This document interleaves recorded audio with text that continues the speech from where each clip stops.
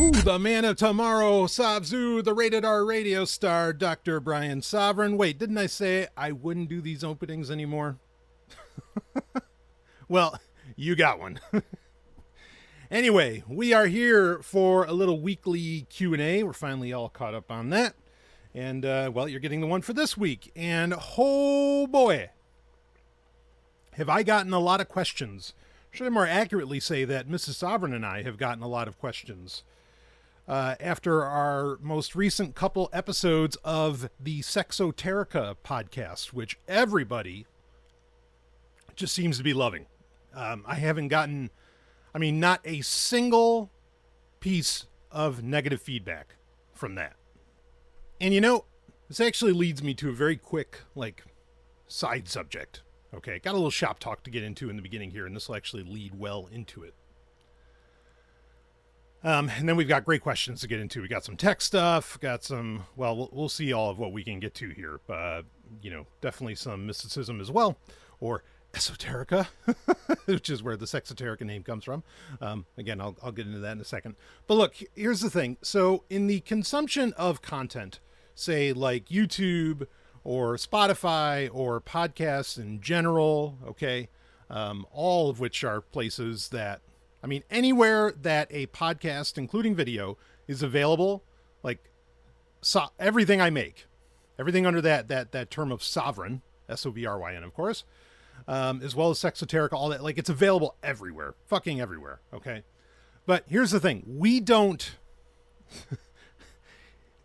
10 years ago or more, basically, you had and what does this have to do with negative comments? Believe me, I'm going to get into it. What you used to have was the only way you could really be sure that you were going to find out about the latest episode of something coming out or whatever, and there weren't that many shows to begin with. It's so funny to me. Okay, well, to finish my sentence, you had to subscribe. Okay, you had to hit that subscribe button in Apple Podcasts or in Pocket Casts or whatever podcast app you were using at the time, whatever. That's how you were going to know, social media was still somewhat in its infancy. So the importance of having an RSS feed to which you could subscribe to was really, really essential. Okay. You also had far fewer podcasts. And what I was going to say was, it's so funny. I can remember saying in 2013, okay, on Sovereign Tech, that, well, it's like everybody has a podcast now. We used to say that then. Holy shit, are you kidding me? What is there, something like, and I'm not exaggerating, 500 million podcasts on the planet now?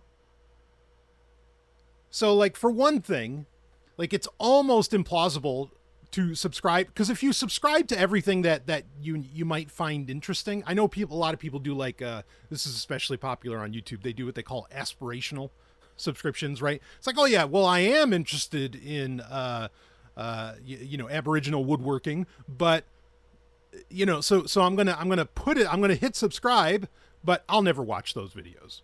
I'm not saying me that I would do that, but you get my point.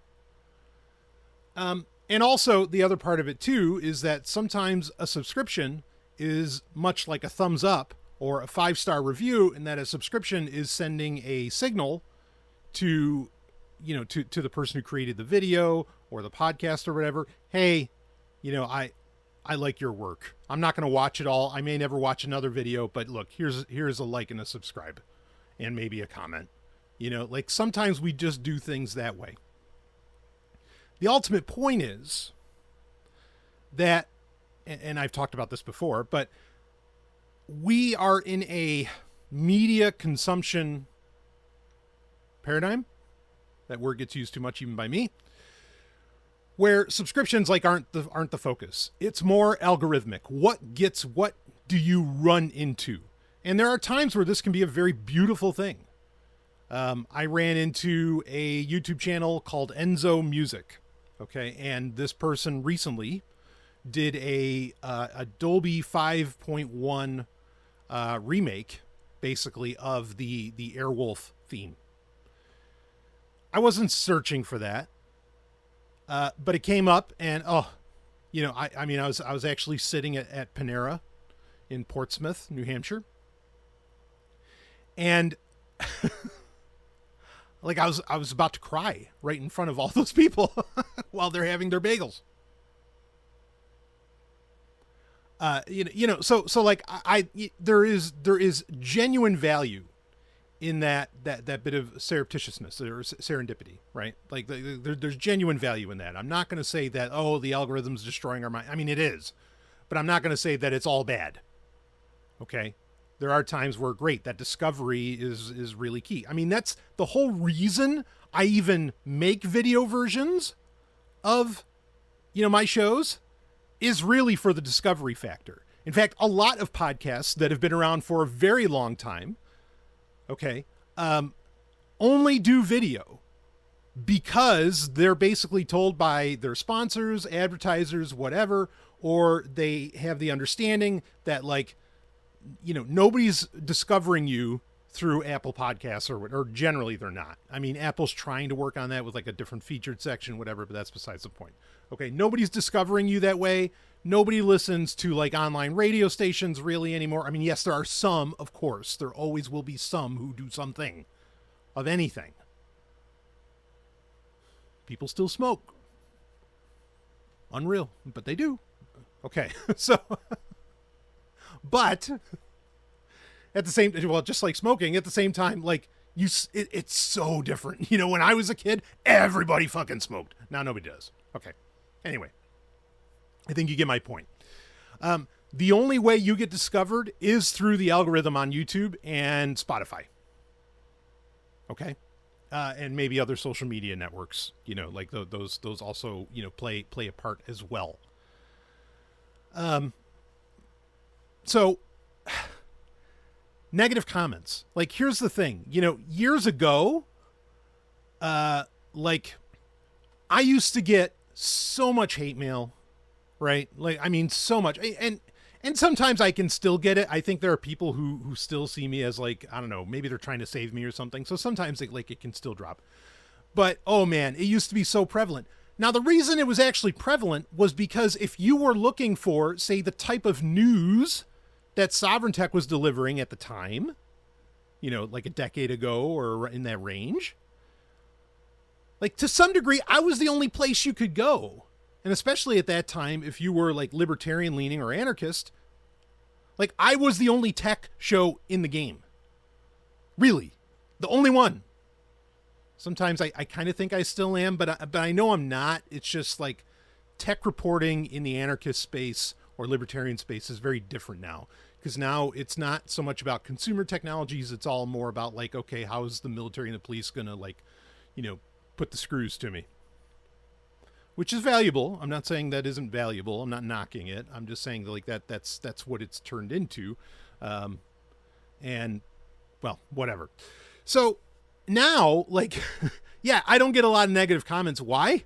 Because you just move on to a different show. Like, there are other shows. There are so many fucking shows that there's a very good chance you will find the one that fits exactly your thoughts and will reinforce your thoughts and not challenge you because, oh, who wants that? I do, but apparently a lot of other people don't. Unfortunately, we should always be challenged. We should be challenging ourselves all the time. Okay. But you'll find that.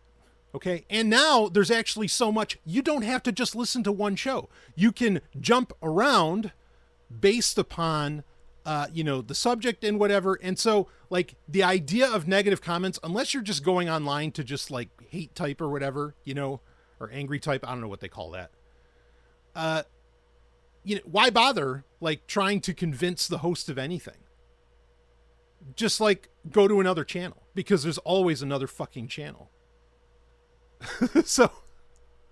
So it's a weird time where, like hate mail used to be like, honestly, for me, it was fun. I mean, yes, you can change my mind if you make a great argument.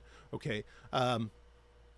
But nobody's generally, if I'm getting behind the mic and really laying something down, I mean, you've got a real challenge to change my mind on something. And so I don't care. And also, I'm not afraid of anyone or anything. So like, come get me. Good luck. I'm not boasting. I'm just saying like, I have that understanding of how things anyway, we don't need to get lost on that. I mean, the years that I had to lock down, like my website, right? Like, like ZombieOfflineGames.com and whatever. I mean, I got attacked so goddamned hard. Like, it was insane. But never got hacked. Never. My security game, well, there's a reason I was doing a podcast about cybersecurity, because my game is on point. That'll get into a question we're actually going to cover here shortly. But anyway, this is the thing. Like, this is the nature of, kind of the media industry that we're in now. Okay, is that, like, people don't subscribe to you. People generally don't follow you. Like, they just bounce around and really let the algorithm do most of the thinking for them. Again, a real shame. But it's not without its value. I just think you're better off with a bit of a hybrid approach. YouTube has a subscriptions tab. That's what I use all the time. But whatever. So all of that aside, I got so many questions in about Sexoterica, and like Ellen and I are deciding on, okay, do we want to do like separate Q&A shows? Is it something where because I do a weekly Q&A, obviously, like you're listening to now, and should I just address them here? Should I have Ellen on sometimes to talk about it and just do it during the SOVRYN Q&As? But then that won't show up in the Sexoterica feed, and this actually gets to part of my point. So, two things, because this is what a lot of people have asked. Two things. One, there is not presently a separate email address, okay, for Sexoterica Questions. I'll probably make one, but I mean, even though sexoterica.com is is a domain name that I hold and use, okay, that'll take you right to, the what is now the Spotify for Podcasters page for that specific podcast. It doesn't take you to the Master SOVRYN feed. It just takes you right to the Sovereign Tech RSS feed. RSS, how many S's we got? Anyway, so it just takes you right there. And which answers one. All right, so first question is, no, I don't have a separate email address yet. It'll probably be like sexoterica@xxtech.net. I've not made it yet, so don't go emailing that yet. You can still email fu@xxtech.net. Okay, FU just stands for follow up. Calm down. And unless you want to take it another way, in which case that's on you. But yes, Sexoterica does have a separate RSS feed, completely independent. In fact, it's just about the only podcast that I've done that for, where I've decided to make a separate podcast feed for it, because it is a very different animal than what I normally do. I mean, if you're a longtime listener, you probably feel very comfortable just hearing me and Ellen talking, and it's, in some ways all the same for you. Just the subject matter is a little tighter and maybe drastically even different. But for most people, like, or for new people, like, this is a very different beast than what I normally do. Again, like I said, I'm so glad people are absolutely loving it. I've gotten so many like messages on Signal. I've had a lot of people message me there. Even on Instagram, I've had a lot of people reach out to me. Which, by the way, I've had so many people also reach out to me about, like, they don't want to use Telegram anymore. How can I get in touch with them? They don't use email, or they don't want to use email because it's usually in the clear. And yeah, at present, like, my the email addresses for the shows that you can reach out to me through, they're not through like Proton Mail. I don't have PGP key up for any of those addresses, and they're not being routed through Proton Mail at the moment. I had to go with an option that was like, I know you'd say, like, how can it be more economical than what Proton Mail offers? Well, it needed to be more economical and make more sense, and so I'm using a different provider on all of that. Got to save costs where I can. So, because still doing a podcast is not cheap. But anyway, also, people are like, well, we know you're active on Instagram, but we're never going to touch Instagram. And so if you really do want to hit me up on Signal, sovryn.69, that's my handle on Signal. So sovryn.69 if you want to, reach out to me on there. Just, whatever, send me a message and we'll connect. And I know Signal has like that stories feature. I'm tempted to kind of use that a little bit. Look, folks, I'm not saying I'm making like a Sovryn group or anything on there. That's not what I'm getting at. I've hopped platforms way too much. Okay, just an option for those that have asked me. You've got it. There you go. Okay. And moving on from that. So like I said, there is a separate RSS feed for Sexoterica. Look, anything you're on, all you have to do is type in Sexoterica and it's going to come up. You're going to see the artwork if you just want to subscribe to that. And I mean, the reason that I made a separate feed for this is because I expect, just because I know how fucking amazing and brilliant Ellen is, I know, I just know that show's going to blow up. I mean, it's just going to blow up because the things we're talking about on there, while sometimes personal, other times are related to things that are absolutely essential as a response to what's going on today in the world, just in general, overall, really. Like I think we said in episode 1, I mean, this is something Ellen and I had been planning for a long time to do, this type of show, where we will do deep dives. And we'll get into, the stuff that we consider to be incredibly important, which, yes, is generally not about tech. It's mysticism. It's, again, relationships. It's love. It's all, all those things. And I think it's a very special show in that, it's mysticism with a genuine scientist on the show. That's not me, but also with someone who, which is me, that comes from a rare, shall we say, a very rare background. And with just an understanding of people want some degree of evidence. Doesn't necessarily have to be scientific evidence, but they want a little more, perhaps, rationalization, and I get that. Okay. I am not going to be afraid. We, Ellen and I, are not going to be afraid to say the craziest shit some of you may have ever heard. But at the same time, we don't just believe shit out of faith or nothing. Okay. So, and I think that's a reputation that myself and really Ellen has as well in her many, many years, behind the microphone, have earned. So we're in a very unique position. I mean, because I listen to some, admittedly, I listen to some mysticism podcasts, esoteric podcasts or whatever, and obviously there's Esoterica, with Dr. Sledge. I mean, he's phenomenal. Okay, no shade thrown here.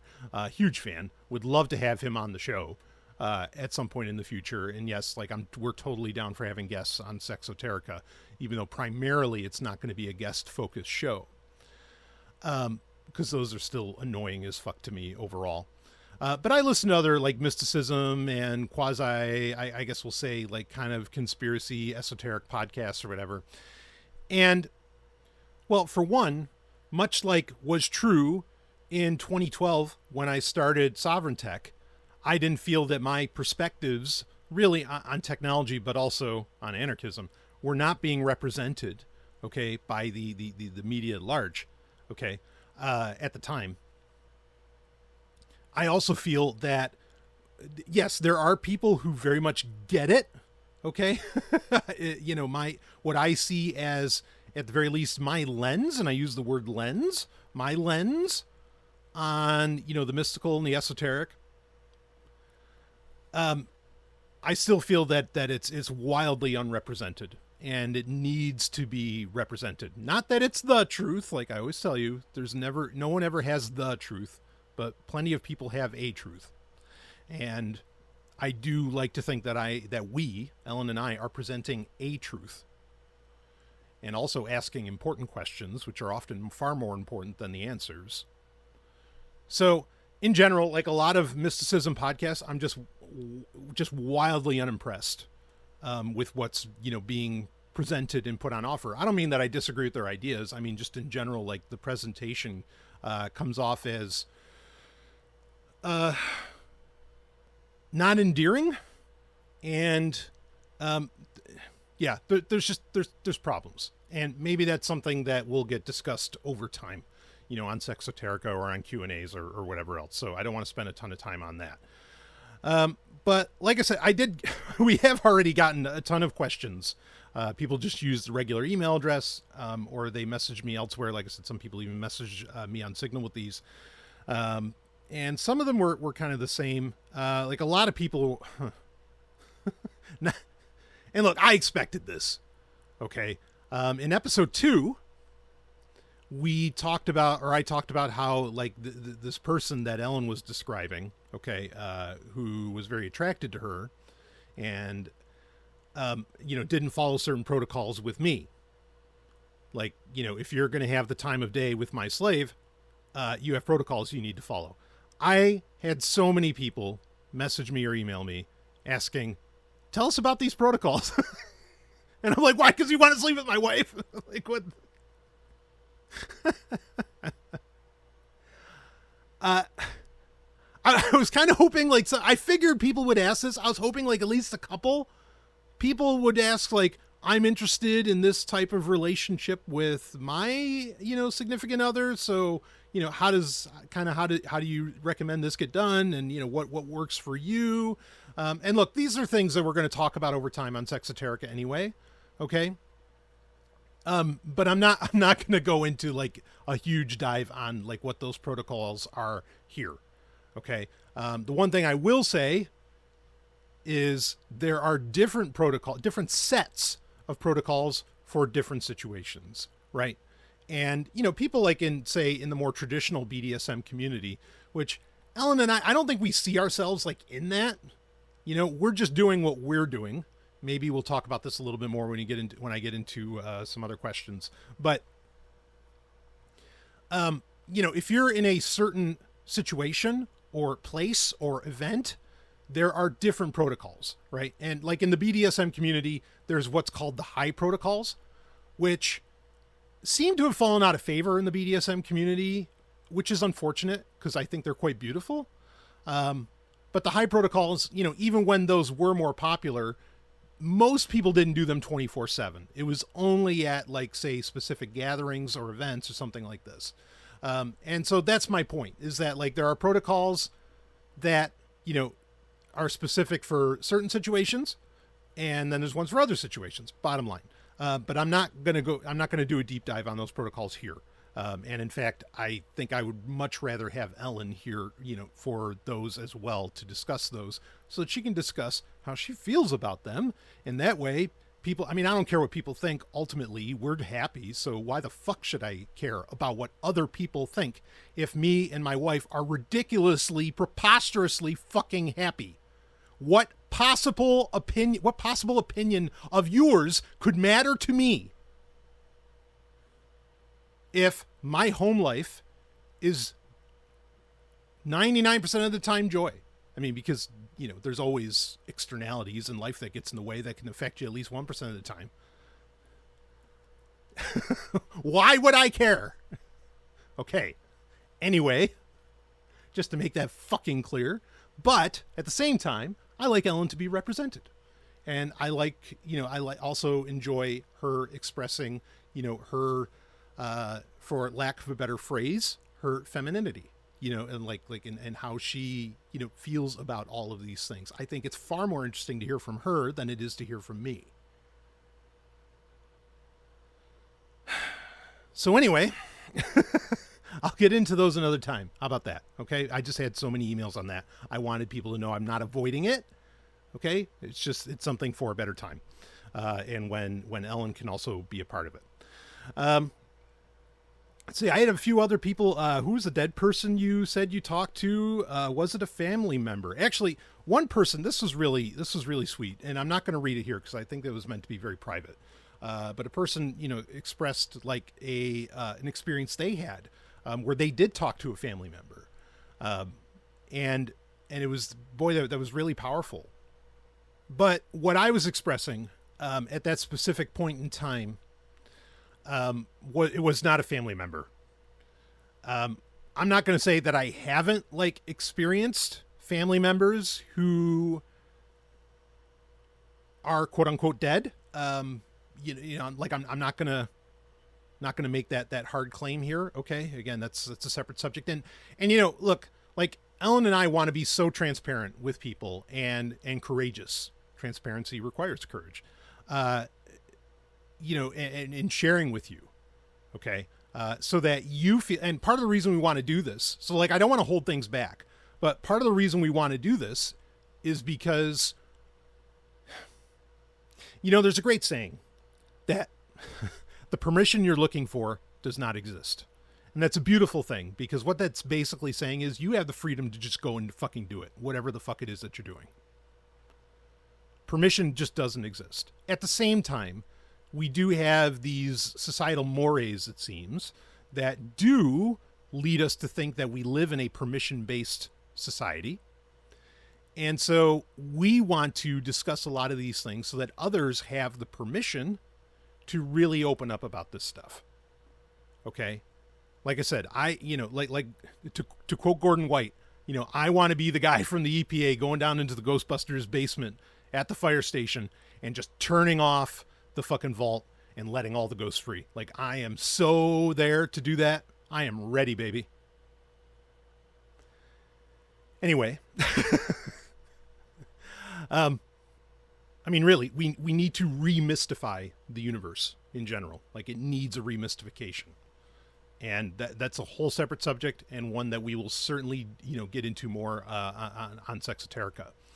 And again, like, it's not just me saying this. You have a bona fide scientist, you know, like coming out, multiple scientists actually that I've had on the show. I had BP on recently. He is also a chemical engineer, scientist, I mean, the whole thing. Like, and there are so many. Okay, it's not like, it might not be, you know, some asshats like Michio Kaku or whoever, you know, it might not be like these pop sci guys or people who write scientific texts or papers, okay, that are coming out and arguing for mysticism and magic to be reintroduced, you know, into the human experience. All right. But all of the actual scientists doing the real fucking work on the ground, boots on the ground kind of shit, you would be amazed at how many of them are arguing for, you know, high strangeness and, you know, and practitioners of magic and so much more. You'd be amazed.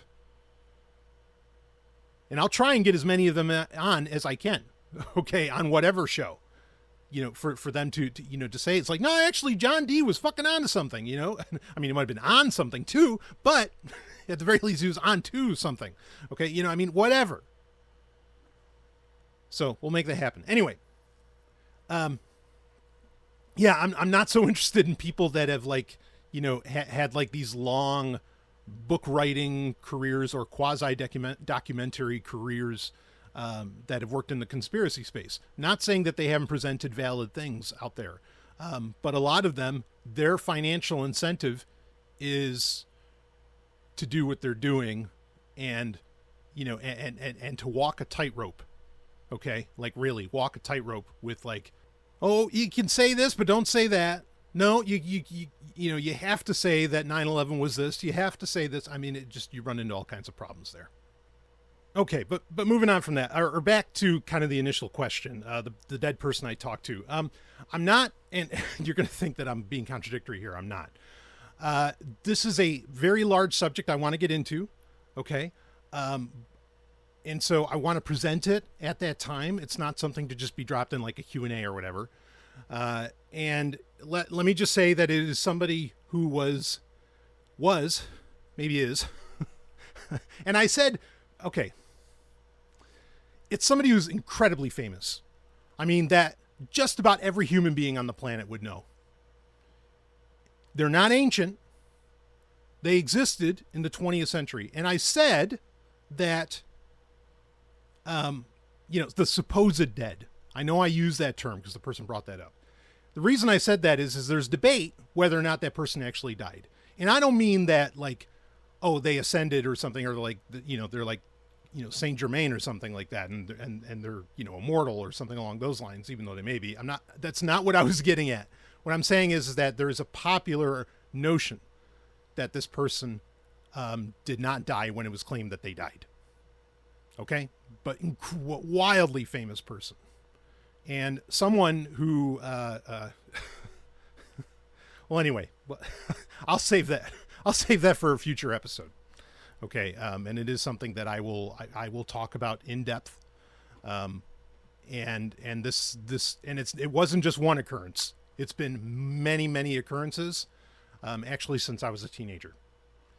So, and it's one of the reasons that, I still, I am an atheist. There is no God. Okay. Like there's no God. There's no Sky Daddy God. Doesn't fucking exist. Okay. That makes me an atheist. All right. I don't know. Like if I believe, if I have the conviction, which I do, that everyone is a God, thou art God. Okay. Like I've always said, you're the most important being in the universe, and so is everyone else. Okay. That's a paradox, but that's where we find truth, right? Okay. What do you call somebody? Like, what is the, like, generally we think that the opposite of a theist or of an atheist is a theist, someone that believes in a God. But really, like, what do you call somebody who thinks that every fucking human being is a God? I'm sure there's a term for it that I've just never encountered, and it's like been made up by the internet 5 years ago or something like that. And, to save my sanity, like, I don't go into those doldrums of said internet. But so people can let me know, I guess. But I don't know what you call that. Okay. Maybe they just fall under like pantheist or panentheist or something along those lines, whatever. But yeah, like that's where I sit. So I'm an atheist, but an atheist in the sense that like, yeah, cause oh man, talk about the hate mail I used to get. People saying like, how can you be so certain that there's no God? Blah, blah, blah. Like I can be so certain that there's no God because I know we're all gods. So like the God you believe in doesn't exist. Or, or should I say the God you don't believe in doesn't exist. All right. But like, that because other people are gods, that the God that somebody else is talking about, like just is not there. That's how I was always able to speak with so much certainty. Now around death. Okay. I have always said that there are people who could exist beyond, or, that exist beyond what we consider conventional death. And there are points where I said, yeah, when you die, you die. But my response to that was always to quote Captain Picard from season 2 of The Next Generation, which was really just Gene Roddenberry writing. That, like death is something beyond, going to heaven or nothingness. Like it's something, it is something so profound. It is beyond any human conception. Okay, of what we could potentially describe. In many ways, I think for the average person, like death is their first encounter with the ineffable. It's their first encounter to run into something where language completely fails. Not only language completely fails, but even your biological, your bioconsciousness, if I'm to call it that. Okay, like it cannot comprehend it in any abstraction. It just, like, even in abstraction, it can't comprehend it. So I guess to tease just a little bit more, was I talking to a ghost? Well, the first time I had this encounter, the person opened and closed the door on my 98 Dodge Neon. So how much of a ghost? Becomes the question. Anyway, okay, enough of that. Enough of that teasing.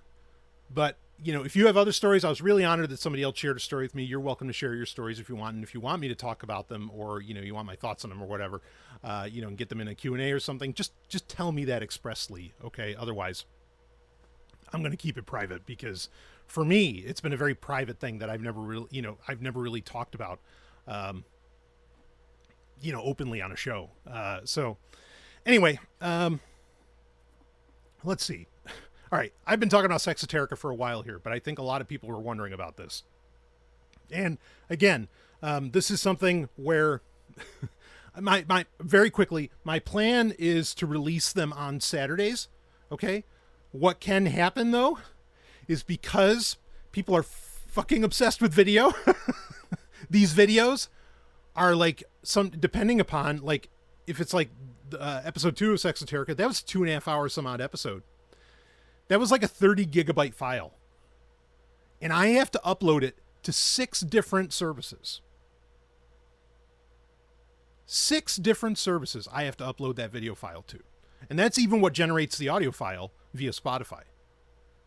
So there are times where, yep, it might come out on a Sunday. Why? Because, I mean, and it can vary by platform. And really what I need to get into the habit of is just like doing them, like uploading them ahead of time throughout the week, because we pre-record, well ahead of release day. But that's the habit I need to get into. I can't always do that based on like a travel schedule or whatever else. But again, because the world wants fucking video, like insane, that you have to upload. And that takes hours and hours and hours. I mean, all told, it can take like 2-3 days to upload one episode to every platform that I need to.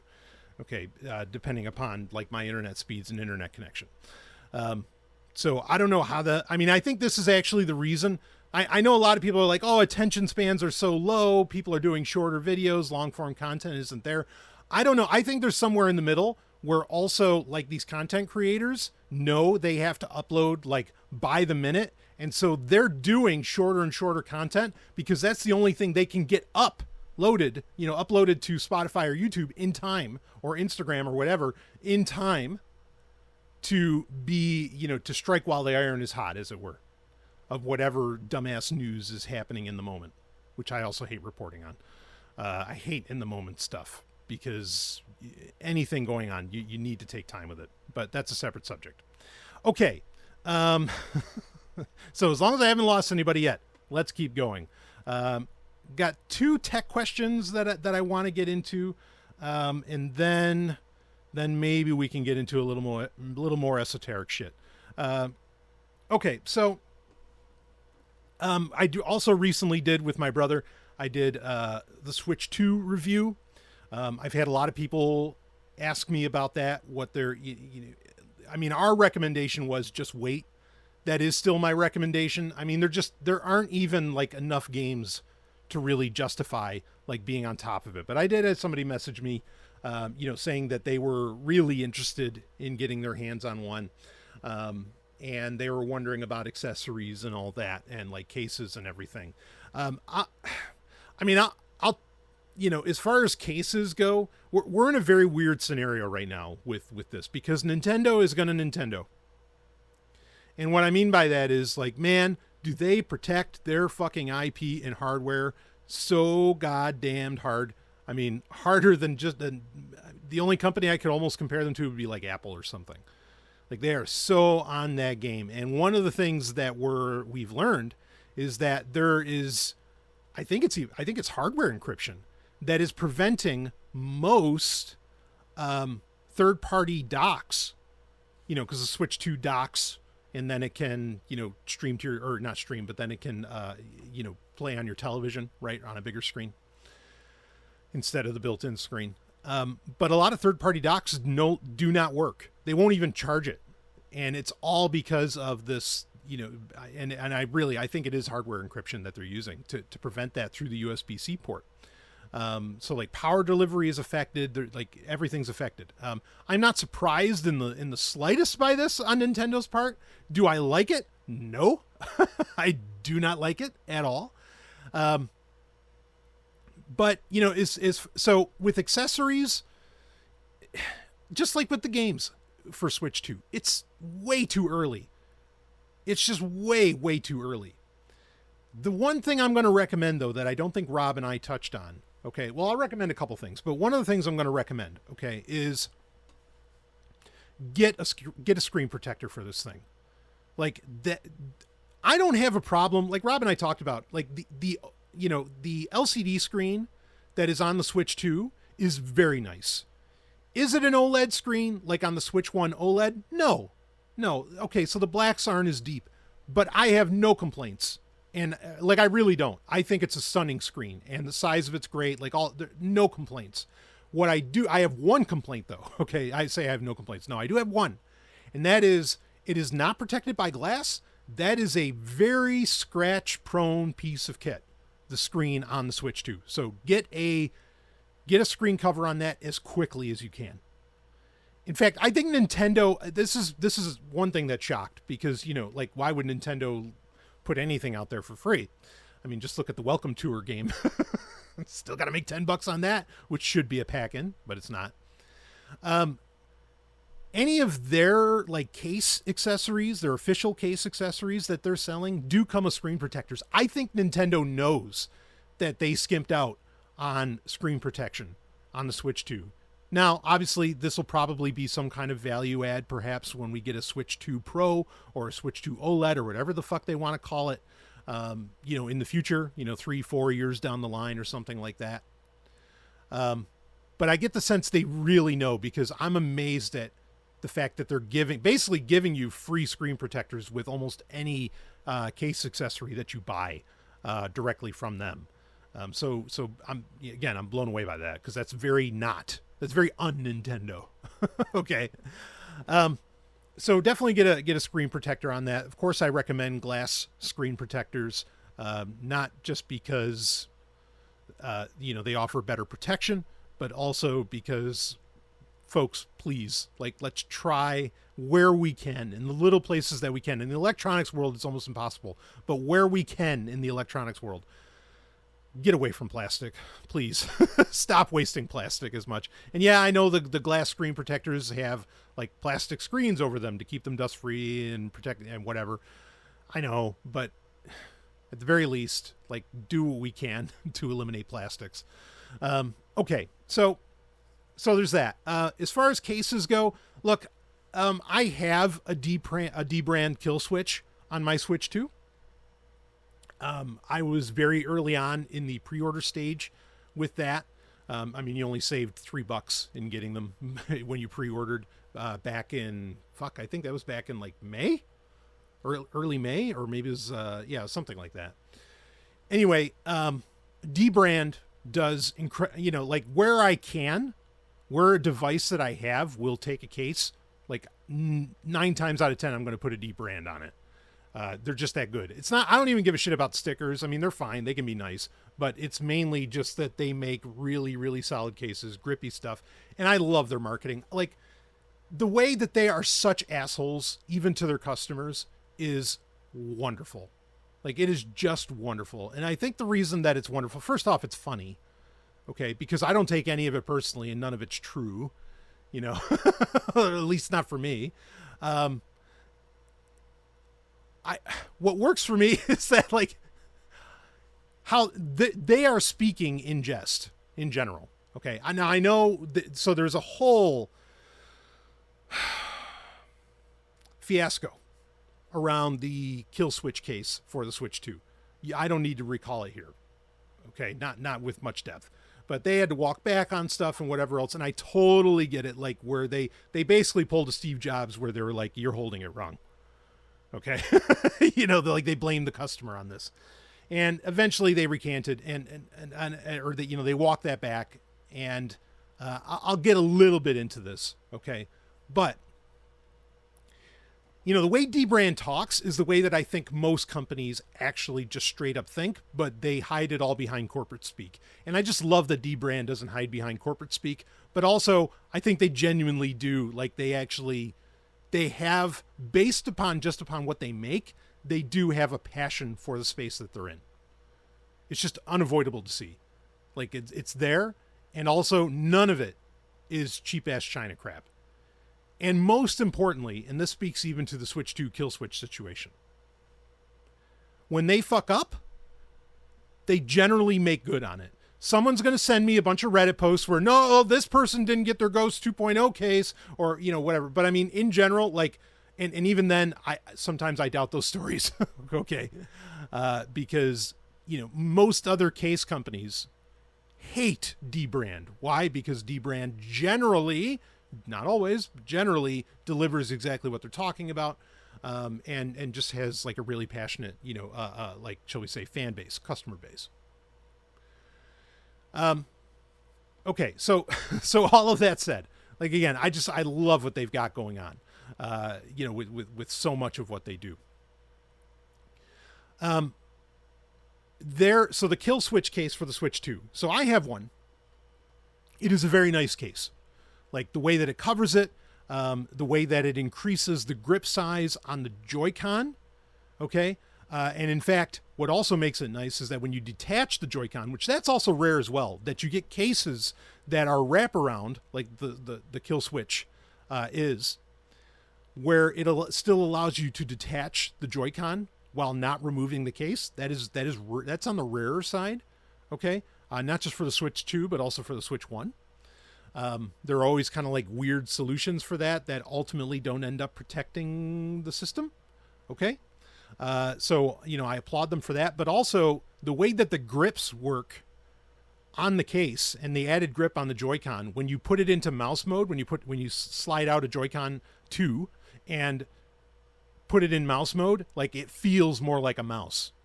So it kind of solves the problem of it not being just some like thin mouse that, you could toss or whatever, or just like feels crampy and doesn't feel right. It does a pretty good job of resolving that, even though I know there are other modifications available, and Rob and I talked about them a bit, where you can put a Joy-Con 2 into like a little case of sorts that would make it feel like a mouse, more like a mouse. But the kill switch does that basically automatically. Okay, so what was happening here, okay, why there was a fiasco, is because somebody put their kill switch 2 onto their Switch 2, and like the Joy-Con grip that I was just describing slipped off. And it did this because, again, dbrand made it so that you can remove the Joy-Con. It slips off and falls to the ground, and it slips off of the Joy-Con, and it can cause like a dent in the Joy-Con and bust the Joy-Con potentially. So I noticed this as well.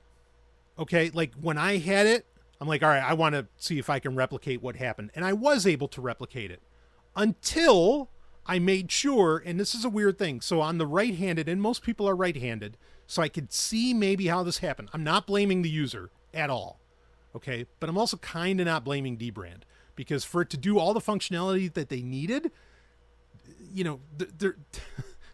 there's ways that they had to make it that seem to be the only way they could do it, though maybe they're back in R&D. In fact, they've already claimed that they have. And I'll talk about that. But so the grip, around the trigger buttons, R and RL, okay, that grip for some reason did not sit well particularly around the R trigger. And so, yeah, it slipped right off. Now, once I reseated it and made sure that it was completely wrapped around the R trigger, then no matter what I did, I couldn't get it to come off. Like, no matter how hard I shook it, I could not get that thing to come off. And I could never do it from the left side.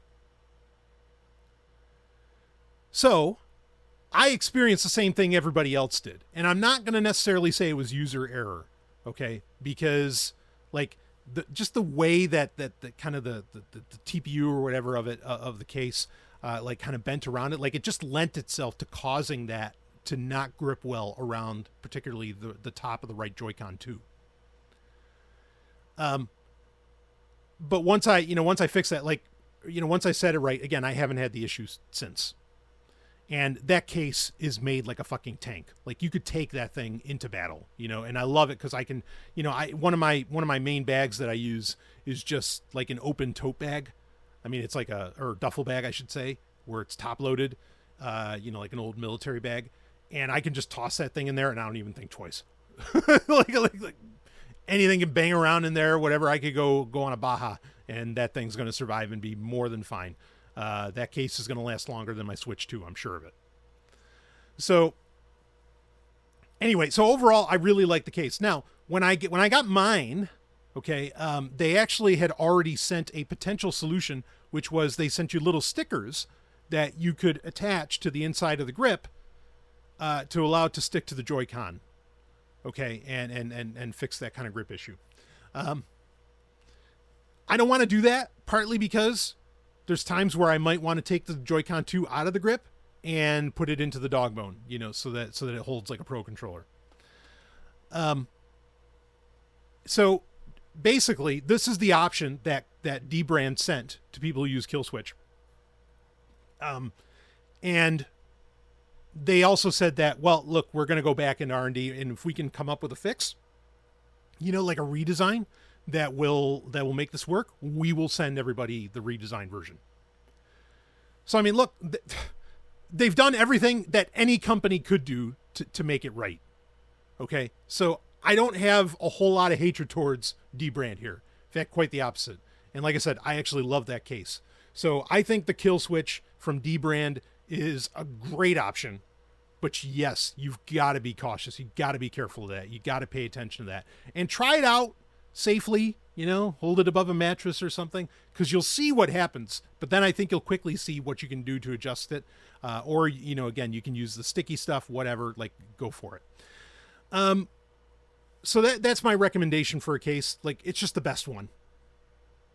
I mean, there's others out there that are good, and you can always go with like some of Nintendo's official solutions.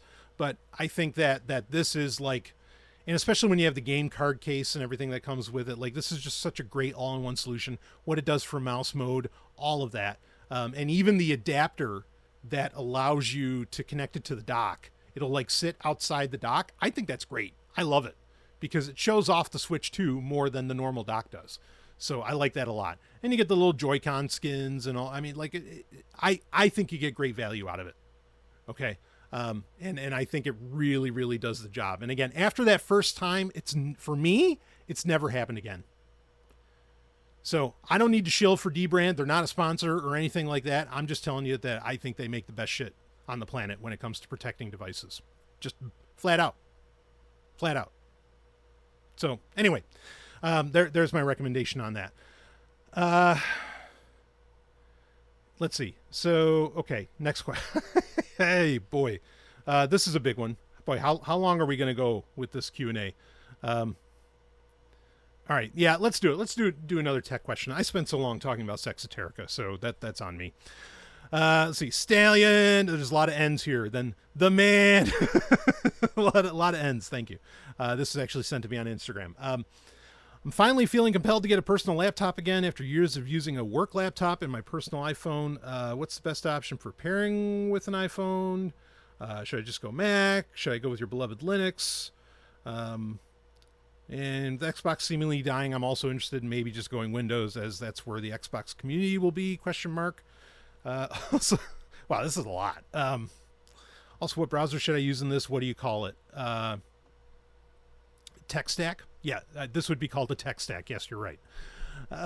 Okay, so, boy, this is like 5 questions in one.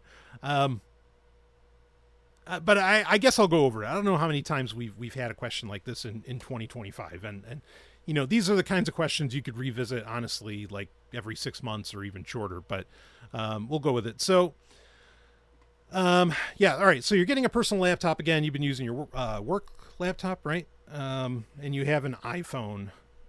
Best option for pairing. Well, I mean, obviously the best option for pairing with an iPhone is getting a Mac. I mean, that's just still true. Like, you don't have something like KDE Connect for Linux. There might be options I'm not aware of. I'm sure there are, of where iPhone and Linux can communicate really well. But like, if you're wanting that like paired experience where you get to take advantage perhaps of what Apple has on offer with the iPhone, which I completely understand. I don't know that Linux is really the way to go. They're always going to be separate devices. There's nothing wrong with that, but they're always going to be separate devices. So you're always going to work with them separately. And that doesn't sound like that's what you want. Like you're wanting something. It sounds like you've really gotten used to using only a phone, which is fine. Okay. I mean, yes, phones are a net negative, but that's fine. And so going back and so if you're so reliant on your phone, you want stuff to like cross-pollinate. You want cross-platform action. And I totally get that. Now there's like, you could go with like Proton Mail, and their entire suite of stuff and get away from whatever Apple's offering and basically just use that platform as compared to using Apple's services overall. I mean, it's not going to get iMessage to your Linux desktop if that's kind of what you're asking. I should have asked you about that. But basically, if you're using Linux, like you're going to have two separate devices. They're not really going to communicate unless you're using like Proton's suite of stuff. So let's see. With Xbox seemingly dying, I'm also interested in maybe just going Windows, as that's where the Xbox community will be. Yeah, this is a whole separate subject too, which gets into gaming again. Microsoft they're in a bad way right now. All right. No, they're not in a bad way. They're, depending upon the day, they're the most valuable fucking company on the planet. You know, it's always a toss up between them, Nvidia, and Apple. Okay. But what they're doing with a lot of their brands and their products, basically anything that isn't Office, and even then, they're fucking shit up right and left. Like, it seems like Xbox is turning into something more ethereal as compared to being like a more direct console. Of course, they're working with Asus, which I think is like if you're going to partner with with a manufacturer, okay, like a PC manufacturer, Asus is a great one to partner with. I mean, like Razer, Lenovo, Asus, like there's kind of your top three. Okay. Not to say that HP and Dell are, don't do great things. They do, but I'm just saying that like in the gaming space, that's where you're at. Okay. is Razer's at the top, and then it's a toss up between Asus and Lenovo, even though honestly, I think Asus makes probably the highest quality stuff. Of course, I've been using Asus forever. I know I've gotten emails over the years where people have not been pleased with Asus, but Asus has just been like, Asus, even before laptops were so much the gaming thing that they are now. Like Asus's motherboards back in like 2009, 2010 or whatever were considered the cream of the crop. I mean, they were the fucking best. And in many ways, I still see them as that. Okay. So, and believe me, I've had catastrophic failures with Asus hardware, so I'm not giving them a pass, but certainly, in the past few years, like they have really, really stepped up, especially their laptop game. They've really stepped that up. Like their Zephyrus line, their Tough line, everything they're doing with ROG. I mean, they've created a legitimate brand, and I think the only thing that really like supersedes them, is Razer. I mean, when we talk about Lenovo, yeah, there's Legion, there's LOQ and all that, but like Lenovo's obviously the ThinkPad, which to many people is basically the MacBook of the PC world, so, and take that for what you will. But yeah, I think Asus bang for your buck is like the best thing out there, unless you can go with Razer. Like Razer's, Blade 14-inch for 2025 with that AMD processor in it and 64 gig of RAM, which is the highest amount of RAM I think you can get in a Copilot Plus PC is awesome. I mean, it's genuinely awesome. Anyway, so where was I?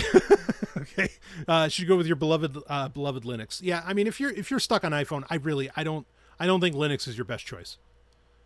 Unless you're really creating a very real separation. I mean, also if you're gaming, yes, like the Steam Deck is a very real thing. Like totally. And Linux gaming is a completely different affair than it was even 5 years ago. Like it really is a legitimate option now. But like if you're big on Xbox, which I kind of get the sense, actually I know you, so I know you're big on Xbox as well. Like, again, iPhone pairing with Mac makes the most sense. Yes. Okay. But iPhone on Windows, I don't think a lot of people realize this, but like the iPhone interactivity with Windows is actually top tier. Like it's very, very good. It's not as good as with Apple, of course. And I'll explain some of why. But if you're wanting to still be in like something like an Xbox community, like I think Windows, you can go Mac, but I think Windows is sort of the way you really want to go. And I guess you also asked about browser. Well, I'll get into that. Okay. Look, Windows sucks. Windows sucks. If I can't make that more abundantly clear, I don't know how to. Windows sucks.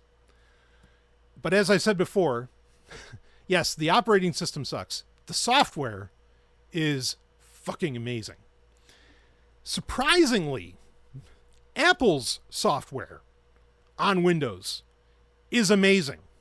And I mean really. Like iCloud on Windows is fantastic.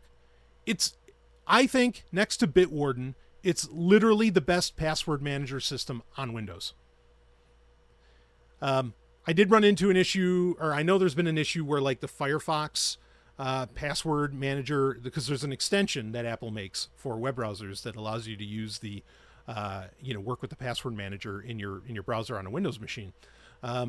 They did just do an update recently to where now it does work with Firefox again, but for a few months, like it didn't work on Firefox, even though the extension was still there. Very shitty on Apple's part, but I got to tell you, like everything Apple releases on Windows is amazing. Now, this isn't new for me to say. I've been saying this for as long as I've been podcasting, and really for almost 30 years. Okay. Because like, even when I was a Mac guy back in the Mac OS 9 days, okay. And I still had, like a Windows machine hanging around or whatever. And then later on I would have like I used AppleWorks, which was their Office software, which is available for Windows at the time. This is before they came out, with the whole iWork suite and all that shit. Okay. I used AppleWorks forever. Long after it fell out of support, I used AppleWorks. I would still use AppleWorks if there wasn't the scaling issue with like high resolution monitors. Love AppleWorks. I've talked about before what was the best browser for Windows? Safari on Windows, which they made for Windows until version 4. Now, there's the QuickTime scandal that happened a few years ago where, basically QuickTime was still something needed for Windows at the time. And Apple just would not patch like these very severe security flaws for it, which, yeah, fuck them. I mean, like that's terrible. But the officially supported Apple software that exists now on Windows, like Apple TV, Apple Music, iCloud, passwords, bookmark sync extension, all of that works stunningly on Windows. It's better software than Microsoft makes, no surprise. It's better software than what most people make. And I mean, this is the reason that people use iPhones and Macs. Okay. But fortunately, they make a lot of this stuff available on Windows and it works exceptionally well. So, you can pair very nicely between an iPhone and a Windows machine, like, and it will do the job. To get iMessage to pair, you're going to want to use Microsoft's Phone Link, okay, to do that. But that will work, and it works very well. Yes, Microsoft is looking at your, you could say Microsoft is looking at my iMessages and whatever, okay? But, there's your trade-off. The other part of the trade-off that is important to bring up, to be able to use a lot of this software on your Windows machine made by Apple, you can use advanced data protection, which is one of the great advantages of iOS. You can use advanced data protection, which encrypts, end-to-end encrypts almost everything you're doing, minus calendar and some other things. But you lose a lot of the abilities and it becomes a hassle because you have to like keep giving permission to access iCloud over the web, or actually some of the apps, like I think Apple TV, like they won't work with advanced data protection on. Now I know there was a recent iCloud update. I have not tested it since, if it will suddenly allow you to continue to use advanced data protection. But you can mitigate this by two-factoring your, like your Apple account with like a YubiKey. And it happens all the time where, like on Windows, it's asking me for my YubiKey. And I love that it's asking me for my YubiKey anytime I'm using, signing into something with my Apple account. And it works seamless. It's so goddamn seamless. It makes no sense to me that Microsoft's greatest competitor integrates so well, so easily on its Premiere software. That's mind-blowing that they offer a better experience than Microsoft does in pretty much all cases, better than Google does, better than just about anybody else out there. It's really, it's impressive. Okay, so I don't think, I mean, the advanced data protection thing, and again, I talked about this a few months ago when in Britain they turned off advanced, or, basically they were going to be turning off advanced data protection forcibly. So, my point then was like, well, then what's the point to advanced data protection? Now, I'd still like to have it on. Okay, but, like, it's something that you could lose at any time. So how big of a deal is it to you? That's up to you. Though I definitely recommend it. One thing I will say very quickly that you might want to consider is the iPad. Instead of getting a full-on laptop, like with iPad OS 26 and getting that multi-windowing and, basically it acting more like a traditional laptop or desktop environment, like that's a fine thing to have. And you can have ADP turned on, and you have that seamless interaction. Okay, like especially if you use AirPods with your iPhone or whatever else. Though, like I've mentioned before, the Magic Pods app for Windows does just a top-notch job of working with AirPods. So you're not really losing anything there, but like if you want like that seamless transition between the two devices, yeah, an iPhone and an iPad, great option. Great option. There's a lot of advantages to using only with the introduction of iPad OS 26. Before that, the iPad could be considered pretty superfluous. But now it really, for a lot of people, I think it could be a laptop. I mean, even for me, it could end up being, it could do a lot of what I want it to do. It's not going to handle the gaming load. Okay, but since I don't really tag MP3s anymore, and there's a lot of stuff I just don't really do anymore, and my primary experience on a laptop often comes down to, writing books and podcasting and all that. Like the iPad could do that for me in spades, only because of iPad OS 26. All of your arguments against an iPad previous to iPad OS 26 are completely valid and time-tested and true. iPad OS 26 changes all that. Okay, so and that's why I'm kind of glad you asked this here, because now is the time where I can actually recommend. Yeah, no, you could just get an iPad as your laptop. You really could. And if you want to torrent with it, that's always something, because torrent apps aren't in the App Store. Now you have uTorrent Lite, where you can torrent right through the web browser. Like that is a viable option for sure. Okay, so those are options. Now, I guess to get to your point, okay, all right, something else somebody might bring up. I want to try and be a little comprehensive with this. Something else somebody might bring up about using an iPad is that you might not have as many great security options. Okay. I mean, yes, you can run VPNs. There are great, if you're using Safari as the browser, you get, private relay? Is that it? Private internet relay, which is kind of like this in the background VPN, which is a wonderful thing to have if you have an iCloud Plus subscription, which is like $2.99 a month. I think it's incredibly worth it for a multitude of reasons. Even just for your email hosting, it's fucking worth it. But regardless, okay. Yeah, so with the browser thing, like, okay, so browsers on iOS or iPadOS do not have extensions. This could be a problem for some people, and it's a very important one to pay attention to. For most people, in general, the extension you're wanting is some kind of ad blocker. Now, there are system-wide ad blockers for iPadOS and iOS that do an excellent job. One blocker is probably the best. There's other options as well. I won't go into all of that. Okay. But I mean, look, here's my recommendation. Like, ad blocking and a lot of other things don't necessarily have to be done at the browser level. Okay. Or for example, like if you happen to be one of these people, and I'm only saying this because I know who the person is that messaged me.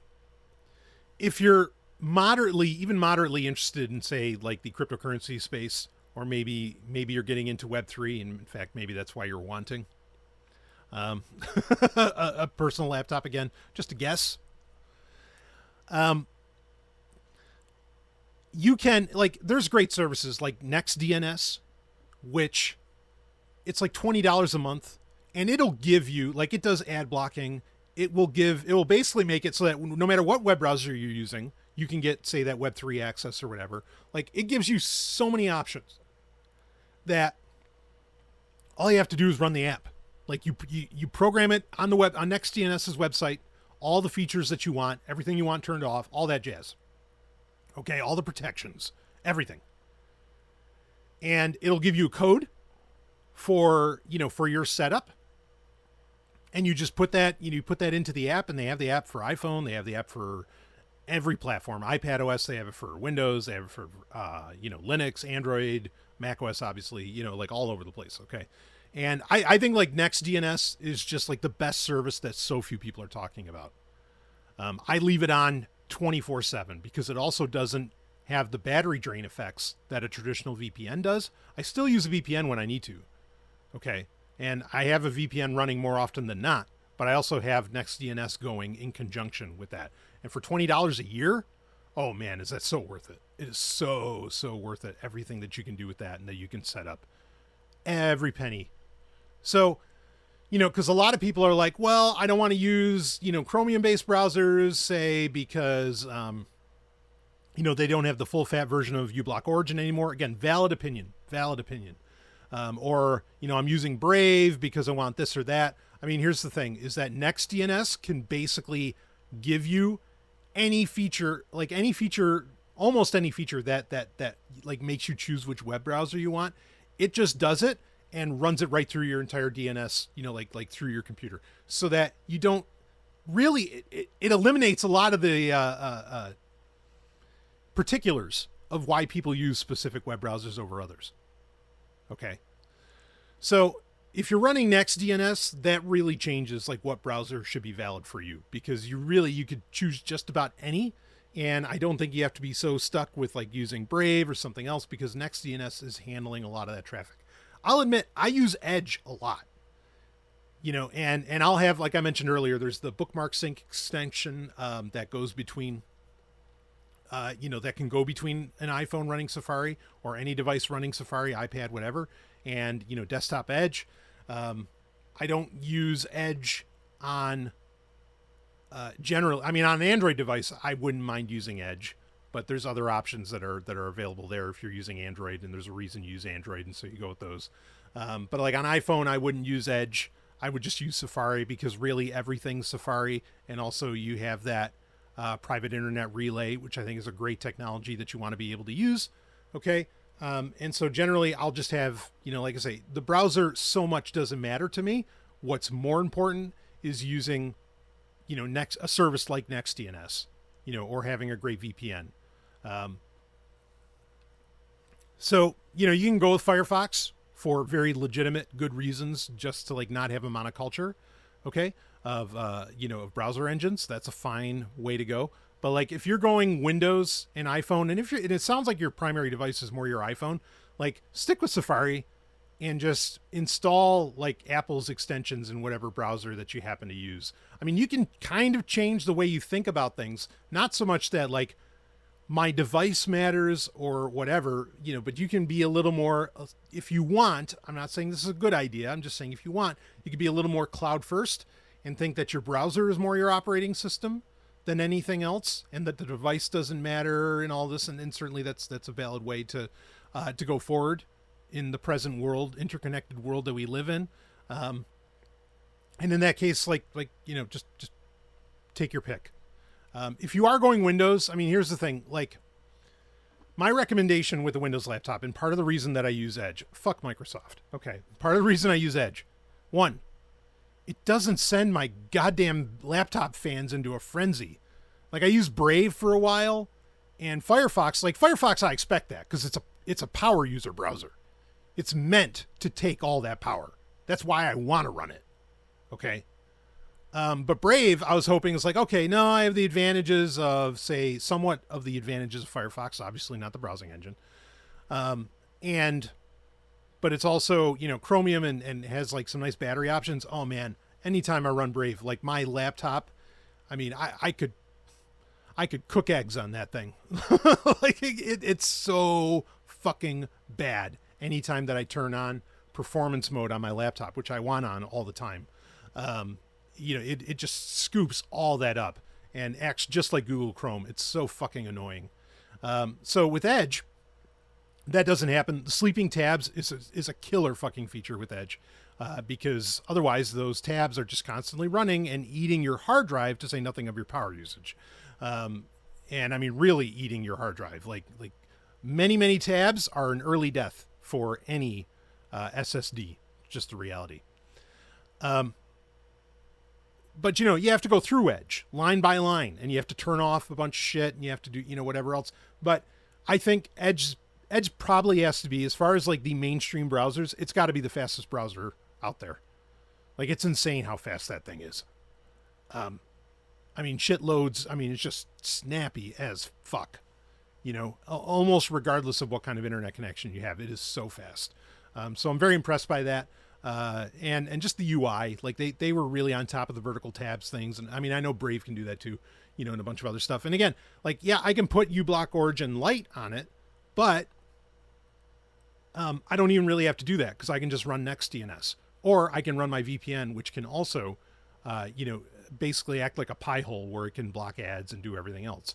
And so I have a really, like, with Edge, I basically have 2 extensions running on it that have to do with bookmarks and passwords. That's it. And it just runs so clean. So clean. Also, Edge can do what Opera GX can do, where you can control the amount of RAM usage. I mean, very, very nice. So it's just something where, like, yeah, when I'm spinning up a Windows machine and I log in with my Microsoft account, boom, everything's there. And it does that really well. And it's just so fast. Okay. I'm not saying you need to use Edge as your daily driver. If you have privacy concerns, you know what you need to be using. If you have hardcore privacy concerns, look, go with the Mac, use Safari only. Safari does a great job as far as security goes. Okay. Or hit the Linux box, rock Firefox, do that whole setup that people have been doing for, 20 years now, like, and that I've argued for many times. There's nothing wrong with that. It's a wonderful thing to do. Okay. But with a device where I'm like doing content creation and all this other stuff. Okay. And I just want to like get in and get out. I mean, that's another thing that's honestly in a lot of ways has changed for me. I want the screens to just get out of the way. Okay. I want to get on my device, get my business done. Okay. Do what I want to do. Unless it's about video gaming, that's a different scenario. Okay. Get on there, do what I want to do, walk away. Boom. Get on, boom, walk away. Okay. Like I've always told you, the best way to have privacy, the best way to, protect your data is to just not produce any. All right. So when I'm getting in front of a computer, do the shit, boom, walk away. On the smartphone, do the shit, boom, walk away. Install as little as possible. Right. I've always talked about that app minimalism or software minimalism, right? And account minimalism. Like those things are those decisions are so much more important, I think, than a lot of the argumentation around, which browser is better, which of this is better, and whatever. Like I think we're at that stage. Okay, because you're in dystopia. You're already in the dystopia. I mean, there's things you can do, legitimate things you can do to get away from it. But, if you're not wanting to go with all those steps and you're still wanting to like get online and do whatever else, there are endless trade-offs that you're going to make. Just that's the reality. But I mean, these days, like the best way to use a smartphone, or a computer is is to just get your shit done and get away from it. Like really, get that screen out of your face as fast as you can. I mean, I'm actually, for my daily driver, once again, I mean, this is what I do, and I'm still a tech journalist. So, like I like to be cross-platform where I can, and where it makes sense. For my daily driver, I have been, using an iPhone again. And a big reason for that, honestly, comes down to the AirPods. Because, like, send me the notifications to my ears. Make it so I don't have to look at that fucking screen. Make it so I don't have to have that fucking smartphone in my pocket. Make it so, or at the very least, like, I don't have to carry it with me all the time. Make it so screens are not in my fucking face. Let me listen to my audiobook. Let me listen to my podcast. send me the notifications. I don't even have to wear a watch or, smartwatch of any kind. Like, just send the shit into my ears. And when it's something that matters to me, I get and go, I can go and respond to it on whatever device that I choose. Okay. Like, get the screen out of my way, but I still want to listen to my music. And I want to do so in a beautiful way. I still want to listen to my podcasts, still want to listen to my audiobooks, blah, blah, blah. Or, have YouTube videos and audio. I rarely watch the video of YouTube videos. The video, I usually have it like in the background on the app or whatever. That's me. Doesn't have to be you, but that's me. Okay. So there's my recommendations on all of that. Okay. And I hope that all makes sense. All right.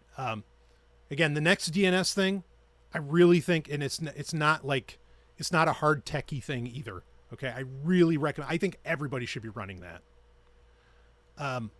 Just because it allows you to basically carry your, all of the ways that you want to engage with the internet. It allows you to carry all those settings across every device that you use. And you don't even have to if you don't want to, you don't even really have to install shit. You just, again, I mean, yes, you want to install the next DNS app, but you install that and it handles all that stuff. No need to go looking for, the ad blockers and setting up all your lists again and doing all this other shit. Like, it's just so fast. And it's so slick. But anyway, let's see if we can get on to maybe one more. I don't want this to be all tech. Oh, all right. One other point I did want to make on this with the browser thing. Like, I do agree with the sentiment that we are entering, shall we say, to use a kitschy term, a post-browser world. And in fact, this is something I've really noticed. I'm always amazed at how many people I interact with that use LLMs, that use AI. Like, people that I would never expect would have any fucking clue of what to even do with one. I'm always amazed at how much they use it. And a realization I had the other day was the reason I think a lot of people use AI is not because they trust the AI. It's not because they, quote unquote, like the AI necessarily. I think it really comes down to that just about any AI service you use, any LLM you use, the interface is so fucking clean. No ads. I know ChatGPT, or I know OpenAI has talked about it, but at present, no ads, no bullshit. It's just what I want to do. Give me the information that I want and get out of the way. Just like we were talking about with using a computer. Get the shit done, get out of the way. And it was really a striking realization that I think that's why a lot of people, including a lot of hardcore techies who know the privacy concerns around using LLMs, who know like all of the problems that a lot of this AI can cause and whatever, and they still jump on it. Why? Because it is such a dramatic difference from the rest of the internet and the rest of the modern computing experience. It is such a stark contrast. It is so clean. It is a blank slate. And I don't know if somebody at OpenAI like really thought hard about that, because I mean, that's a level of behavioral understanding that I think is beyond, it's certainly beyond one person, I think. It's something I don't think you notice until it happens. So I don't know that anybody had the foresight on it. I think it was just like, well, this is how you're going to interact with it. It's just the default way to do it. I don't think that it was necessarily intentional, but I think unconsciously it is the most attractive thing about it is the simplicity of the UI overall, and just the unclutteredness, and the fact that there's not a bunch of ads. There's not even a bunch of colors. It's just this really simple, raw experience when you get in front of an LLM in general. I'm not saying there aren't that don't do everything I just talked about, but in general, like when you get on Perplexity, what's great about Perplexity is that there's no ads, no fluff, no bullshit. I use the Perplexity app all the time. Rarely do I use Google search anymore. Very rarely. And I just get on Perplexity, boom, and it's so great. Like, all I'm getting is the information that I want. And I can go to the sources if I want to. Perplexity is really great about that. It's so much like the anti-internet So that's why I say I think we're very much heading into a post-browser world, partly because people are consciously or unconsciously literally sick of the internet. Like, they're sick of the internet as we experience it today, of the World Wide Web as we experience it today. And LLMs are just the antithesis of it, even though they rely upon it at the same time, like for all that data and all that information. And of course, internet in a protocol sense, as well. I mean, it really reminds me, like, and what actually made this sink in for me as well was when I was using Perplexity, like even the color scheme, it suddenly hit me. I'm like, this is Gemini. Now, I don't mean Google's Gemini. I don't mean the Gemini LLM. I mean Gemini, the internet protocol that was developed, that I'm a huge fan of. That is basically like, it looks like a 1990s internet by design. And it's very simple. Okay. It has like, it's very limited in what it can do, but that's the beauty of it. Okay. And in fact, a part of me, I understand why Google chose the name Gemini because of like the twins, but a part of me also wondered if Google knows this and they maybe had the foresight of having a really simple, user interface for their LLM.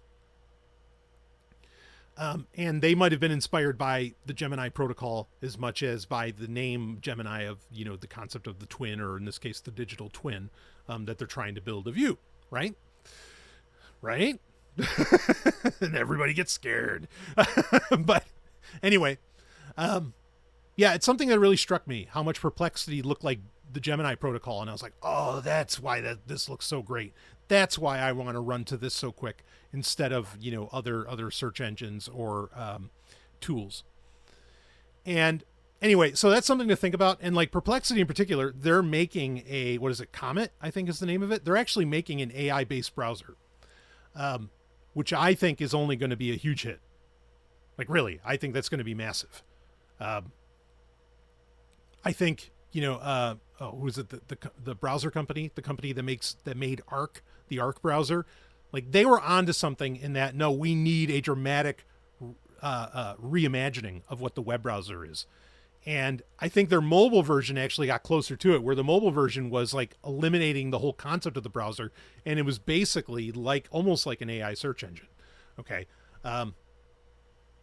Now, there's a big conversation to have around this, but Brian, we can't get to free information because if AI is the only one that accesses the information, you're never going to go to Infowars.com. For fuck's sake. I'm never going to go to Sexoterica.com if I can't do that or whatever. I'm not saying that those things are necessarily going to go away. Okay. But just as much as podcasts no longer get discovered on podcast platforms, they get discovered through, they get algorithmically discovered, just like there's no longer subscribers and there's no longer these other things. There's just too much information. People can't handle it. And it's so crippling mentally to people that, like, I don't even think like they want to bother to go to sources. They don't want to bother to go to .coms. They don't want to bother to go to these things. Amazon is the clearest example of this, where like, even if you could go to a company's own website to buy the same product that you're buying on Amazon and you could get it for 50% off, people will still buy it on Amazon for a multitude of reasons. But one of them is they just want to go to the one place where I'm looking for what I'm fucking looking for. Let me buy it and walk away. That's where we're at. And like, to some degree, like I've always said, LLMs, like calling them AI is a complete misnomer. Like that's horseshit. It should have never been called that. But I think that LLMs ultimately happened unconsciously by default because, as almost as a necessity, because humanity cannot handle the amount of information that's out there right now. It just can't. Like algorithms are their own problems. I agree. But at the same time, like if there weren't algorithms, I think Silicon Valley knows that people would probably just like throw up all of their devices, and you could say, well, that's a good thing. Sure. I'm kind of with you on that. Okay. But like people would just toss up everything because it's just too much. It's a fire hose. It's a million fire hoses, and you're Rambo in the jail cell and your skin is going to get flayed off if you went on the internet. It's that bad. Yes. Algorithms are being 100% are being used by authoritarian entities, okay, to control the flow of information and making sure certain things don't get out there. You're absolutely fucking right. But let me tell you this. If you turned off all the algorithms, that information would still not get out there. Why? Signal to noise ratio. It would get lost in the noise. So you not only is the solution to not, how to put this? Because you can say, well, turn off the algorithms. I don't want them. Good. Okay, fine. But that actually doesn't solve anything. You still have the issue of discoverability. And you could do human curation, sure. But let me assure you, you pick whatever the fuck your vertical or category is of what you're interested in, your niche, and there's still a deluge that one person could not possibly curate, that a team of people, a monastery of people couldn't curate. It's not possible. And this is a very real problem that I don't think most people understand is even there. They don't know it because it's unconscious. The very reason, in fact, I did not plan on this, but this is actually going to lead right into the next question that I had, which I'm not going to spend a ton of time on, but I didn't plan on getting too deep with it at this juncture anyway. We have been able, as a species, so what differentiates us from a large portion of the animal kingdom? Very particular. I said a large portion, not all. What differentiates us from them is that we are, as Alfred Korzybski said, we're time binders. We carry information over from generation to generation, and we keep building that up. Okay? Are we the only animals that do that? No. I think there are others. I think there are elephants, dolphins, whatever, that could also be time binders. If, maybe they're not actively doing it, but they could. Hell, crows even could do it. Okay? Being a time binder has nothing to do with the value of that life, by the way. Let me be abundantly clear on that. I am for the dignity of all species, as always. But we are time binders. And we go through, like time binding, as in the concept of generations, actually is its own natural filter of information that is successful. This is at the heart of evolution. Okay? Evolution allows for mutations and aberrations, for sure.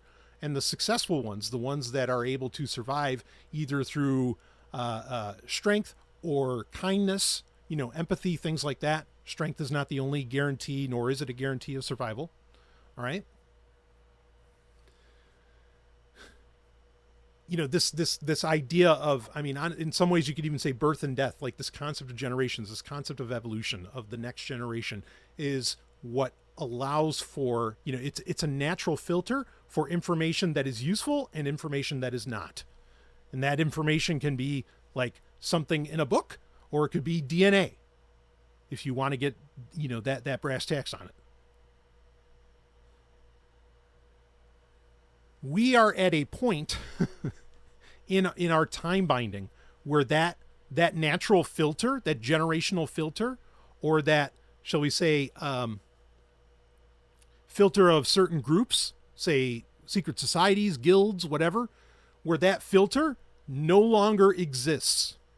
And so the information is just always there, whether it's useful or beautiful or ugly or whatever it is, whatever degree of value or non-value that it has, it's just there and it comes at you. Okay. And so this natural process of evolving, of, next leveling as a species has basically been wiped out at this point in the 21st century. And because of that, we needed, if we were to continue to have the internet, look, if you want to get rid of the internet, you want to get rid of the internet and you are what you are. It's not going to happen, but not really. Okay. There's always going to be something like the internet anyway. Okay. The internet itself is still a failed project, but it's failed not in the sense that it hasn't continued. It is, I would argue, it is financially not sustainable in its current incarnation. And Web3 is not going to solve that, by the way, speaking to you, question asker, and having fun with you. Okay. But, we're not going back. Okay. And this is my point, is there needed, like, a technology needed to be developed. It had to happen that could work through that signal to noise ratio, that could get the signal to the human being through the noise. That had to fucking happen. Do you want it controlled by mega corporations? No, you don't. You know who you're listening to, baby. Please. Don't make the simple arguments of me. You know I understand these things. I am just telling you the harsh reality. Okay? That if something like LLMs, and it's not AI, that's not AI. Not like you think of it. It's not AGI, not ASI. It's not. Okay? But something like LLMs, it had to fucking happen. Is it destroying the environment? Yep, you're right. We have to figure out ways to make it local and do all this other stuff. And, I am not supportive in how that's what that's doing. Okay? And I mean, like, the dreams of the people in Silicon Valley are so out of touch with reality. And when I say reality, I mean they're out of touch with physics. These people don't understand fucking physics. Because if they think that they can achieve their dreams, even with nuclear power, they're nuts. These are not scientists. These are just money-grubbing assholes. But that doesn't change the fact that a technology like LLMs had to happen. There was no fucking choice. It was literally, if we were to continue on the technological, if we were to continue as an interconnected world, as we are, again, there's people who don't want it to be anymore, and hey, I hear you, okay? And I would be very comfortable in the world that didn't have interconnected computers. I would be just fine. I'd be just fine if, 99% of what we call technology didn't exist. And I would be a happy boy, getting my fuck on all the time. Don't you worry. Okay? So I'm not against you. I hear you. And it's unfortunate that you don't really have a choice right now. Like, it seems like if you want to live, you have to be in this interconnected thing. Okay, but here's the deal. If we live in this interconnected thing, it was literally, it was thrive or die, man. Like, if something didn't get created to resolve the signal to noise ratio, we would have all just lost our shit. And you can say, well, AI is making AI slop. And that's not reality. Like, that's just creating more noise. And you're not wrong. Okay? But then this is where you use the tools that make sense. Okay? This is where, like things like Notebook LM. Notebook LM uses very tight data sets. It's a tool. It's a tool that happens to use LLM technology as, in the back end. But it's incredibly limited. It sticks to the sources that you want it to. And it's one of the most powerful things, one of the most game-changing things for increasing knowledge and intelligence, I would argue, for humanity that's ever happened. It's honestly, something like Notebook LM is almost as big as the Gutenberg press. I'm not kidding. I'm not being hyperbolic. It's that huge. Okay? But that's the thing, is that, again, you turn these LLMs, it's not AI. It's just, it's a back-end tool. It's a filter for that signal to noise. Okay? And you use it in that way, and it solves so much of what's going on right now. It stops the fire hoses. So it had to happen. Like, this was going to evolve no matter what. It's because what technology wants. What technology wants is just more and more fucking data. Data. It had to happen. I want it to run in different ways. I want it running locally. I want it, blah, blah, blah, blah, blah, blah, blah. I want it on specific data sets. I want it for this. I want it for that. Yep, let's use it in the medical field to go through protein folds. Okay, like all that shit. Great. Use it in those specific purposes, not as this like broad thing. Agentic AI has its own problem, right? Because basically you have to give it access to all your data. And then are you giving all of your data to, to know everything about you and to know everything about your friends so that you can all get together for dinner on time? Are you giving all of that to Google? Yes, you are. Is that a privacy problem? You bet your ass it is. Okay. But there are other ways that this stuff can be implemented where it's incredibly useful, and not only useful, if it didn't get created, we'd be dead.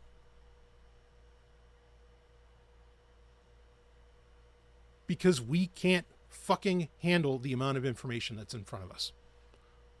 Unless you just don't get on a computer, which again, great. I am so fucking jealous of you. Do you understand?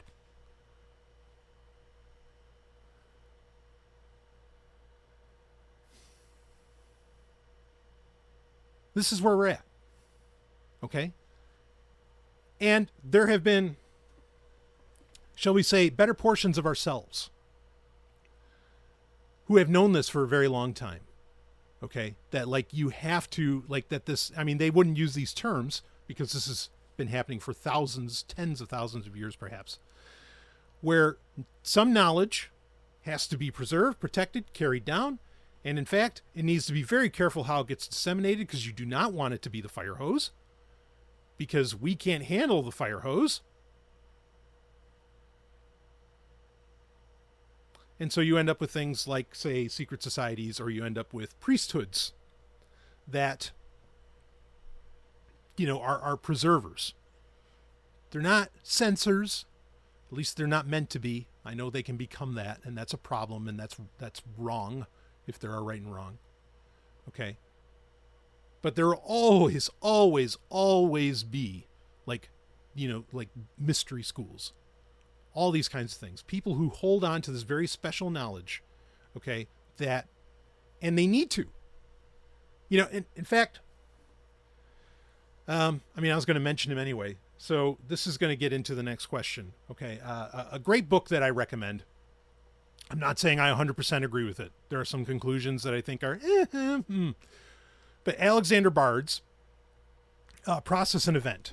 In that very book, he actually, he will talk about this, the necessity of why you basically need mystery schools or priesthoods within priesthoods. In fact, what blew my mind. So you longtime listeners of me, you've heard me talk about the Judaism within Judaism. And I was talking about this years and years and years and years ago. Okay. And of course, everybody remembers that Book of Enoch episode that I never released. Maybe it was Sexoterica. Okay.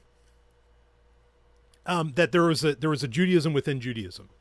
Okay. Now, what I was blown away by when reading Alexander Bard's Process and Event, this gigantic fucking book. And look, if you want to, talk about somebody who understood what the internet was going to become. Alexander Bard and his co-author, those guys got it, and they got it in the 90s.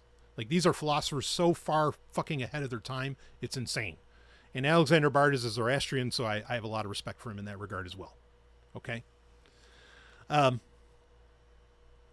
In fact, you've heard me use the term shamanoid. That's his term as far as I know. But regardless, okay. In his book, he talks about how, and look, he understands the internet. There's no debate on how well he fucking understands and predicted the internet, in fact. Okay. And he understands AI. What I just said about AI, by the way, that's not him. That was me. Okay. If you think I'm pulling from that, but I am going to pull from here for a second, but this is also an independent thought on my part. Okay. Was that he independently recognized that yes, there was a Judaism within Judaism, just like within Zoroastrianism, you had Zervanism, right? You had the Zervanism priesthood, which was basically it was this religion or spirituality that was reserved for the priesthood within Zoroastrianism. That would be Zervanism. And he, and believe me, there's times where I've wanted to email him and talk to him and say, all right, who did you talk to? Because you're laying things out in this book that most people aren't supposed to know. like that, and especially including about Judaism, and about Kabbalah and all of that. And he speaks very positively about, this idea, first off, that yes, there's always going to be mystery schools where knowledge And it's knowledge that honestly, exists beyond language. And in fact, I've recently heard him talking about that. I've always talked about this, that you're trying to achieve Hokmah consciousness, that state beyond language. And like, I'm just now hearing him. I'm not saying he hasn't thought about it before, but he's at least just now like talking about that. Like, how do we get to what is that thing that exists before language? Okay. Now I would say that that's Kabbalah, but whatever, I'll let him come to his conclusions. Okay. But it was just amazing to read somebody independently talk about how, yes, there was a different religion within the larger religion of Judaism that was for the priesthood and the priesthood alone. And that doesn't devalue everyone else. That doesn't devalue anybody. It's just saying that, no, the priesthood had a different set of practices for themselves. What the fuck is wrong with that? Nothing. There's nothing inherently like elitist about that necessarily. I mean, I like to maybe call it elitism just to be kind of crass, okay? But it's not inherently elitist. So let me read the question here just to get at the point, okay? And again, all of this stemmed from the fact that like it's not that we have too much information, it's just that we have more information than we can fucking handle. Those are two very different things, okay? But to some degree, this has always been true. Because when you do enter an ecstatic state and you engage with, shall we say, what we could broadly call the mystical realm, you are engaging with, shall we say, the information of the universe at its rawest form. And it is something that is so numerous, we could throw out so many terms, that it is ineffable. And not only that, it's something that most people can't handle. I mean, you have the classic example of Rabbi Akiva and the other three mystics who were going to the palaces. They were, they were ascending, or of course in Kabbalah it's actually descending, but they were, shall we say, ascending. And Rabbi Akiva is the only one that came back unscathed. Everybody else is like, well, they've gone mad or they're blind or something like that. And that's because the amount of information that you're taking in from the universe with a capital U is just so fucking much that if you don't have that foundation, if you don't have a strong foundation, boom, you're gone. You can't handle it. And what's equally interesting about that, which speaks to the question I'm going to get to as well, is even mystics who were taught or hung out with Rabbi Akiva couldn't handle it. It's that powerful. So even people of incredible experience and more couldn't handle it. So would you let that information get out to everybody if even the most hardened mystic couldn't take it? I don't know. I mean, you say, well, let things fall where they may by just letting the information out there. And if it, and if everything, if the earth blows up, then fine. I mean, these become legitimate questions that I think philosophy, or at least your isms, have to give some kind of an answer for that's worth exploring. Okay. But most people, I think of quote unquote information at a decently basic level to where they don't understand just how powerful, or they think about like knowledge and they don't understand just how powerful the human being actually is. And when you do realize how powerful the human being is, suddenly you go, oh yes, maybe we want to make priesthoods or something where like you can go to learn, how to be a Jedi. Right? Or something along those lines. And obviously, me, I'm not promoting the Jedi whatsoever, fictional or otherwise. So, okay, let me get to this question. Here we go. I hear you mention this priesthood often enough that it sounds like you're saying, it sounds like what you're saying is your lineage. And what do you mean by lineage anyways? Could you talk about this priesthood? Are you starting a cult? Where can I join? Do I have to move to New Hampshire? Are there cookies? That's so good. That's so good. I almost want to do this backwards. Are there cookies? Yes. Do I have to move to New Hampshire? No. Where can I join? I don't know how to answer that right now. Are you starting a cult? No. Not in the modern sense. And I'm not starting anything. It's something that's already been here. So could you talk about this priesthood? I will. Okay, I'll try and be very brief here. We're going on 2 hours. This is going to be a 2-hour Q&A. And you know how long it's going to take to fucking upload to every goddamn place? Fuck. Anyway, I'll carry on. Okay. So on the question, what do you mean by lineage anyways? All right. So when the term lineage gets used, and in some of the circles I run these days, which are not libertarian, and sadly, well, often anarchists, but they're not always. The term lineage is just a reference to like your tradition, that your lens, that you're looking at all of these, you're looking at really the world through, it's your worldview, and a lot of information and any texts that get presented to you, things like this. Okay. You have some people who use a term like, instead of saying Judaism, they will say Solomonic lineage, right? To more reference perhaps Kabbalah. They won't even use the term Kabbalah often enough. They'll just say Solomonic lineage. I respect that. I understand where they're coming from.